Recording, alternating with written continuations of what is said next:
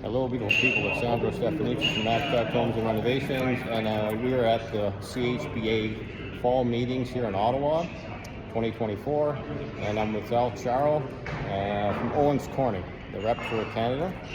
I just want to talk a little bit about the climate and things that are changing right now. The climate's changing. We're getting hotter, we're getting colder, we're getting rainier, all these things. And what does that have to do with insulation in particular? With Sal doing with Owens Corning and the insulation part of their industry, and how that works with, say, climate adaptation or climate mitigation. That now we're looking at doing different code changes that are actually around resilience and that. And so, I think a lot of people don't really realize that, but their houses, like, say if your power went out, if you had a really well-built envelope, great windows, great doors, excellent insulation, you could survive on no power in that house and not be cold for at least 3 days, and some houses even longer than that. With houses that are poorly insulated and no windows and stuff, you're going to be freezing, or you're going to be cooking real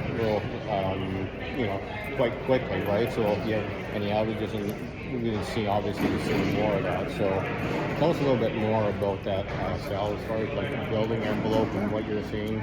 Yeah, no, thanks. I think you said it very well. So as we move forward, the first thing that the codes are going to force us to do is to build better from an envelope perspective, from an energy efficiency perspective. I'm going to take your picture. So that we're ready for net zero ready performance when it gets mandated in 2030. But there's also the operation and the carbon footprint. So let's just say, depending on where you live, if the grid is not so green, you want to use less energy so that you have a good environmental impact. And how do you use less energy?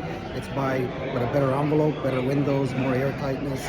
And then as you improve the performance of the building envelope, you want to make sure that you're also using materials that have low embodied carbon, so that from an embodied carbon perspective, you've got a positive scorecard. So again, it all ties in. It's all about climate mitigation and climate adaptation.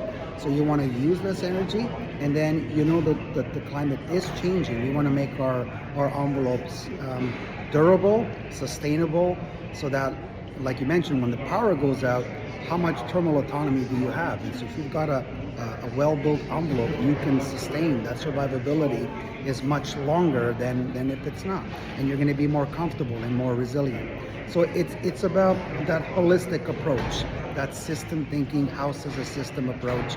It's not just the envelope, it's not just the windows, it's about air tightness, mechanical systems, the fresh air system, the lungs of the house, make sure it's well balanced.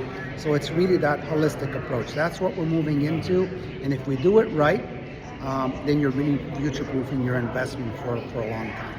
Yeah, that's good. So another thing about Owens Corning, they do a ton of R&D. So that is, they're looking at not just like, say, just the insulation and what that can provide, but how does that insulation work in a different setting, in different applications, different building envelopes? Is it under a slab? Is it in the wall? Is it on the outside of the wall? So they look at all those points, key factors in how they develop their products, right? Yeah, no, that's a great point. So, like, one of the things that we do at Owens Corning, because we have the opportunity, we have a deep product offering.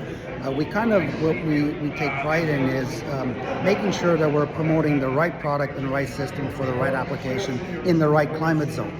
So we spend a lot of time analyzing wall assemblies and combinations of products to ensure that it's the best solution for that climate zone, so that you get ultimate performance, ultimate comfort, and most of all, ultimate durability. And again, we're able to do that because we've got a deep product portfolio, and we spend a lot of time in the field helping the building construction industry, working with builders to make sure that there's no unintended consequences with the choices that they're making, and that they're providing the best product from a long-term perspective to their customers. That's great.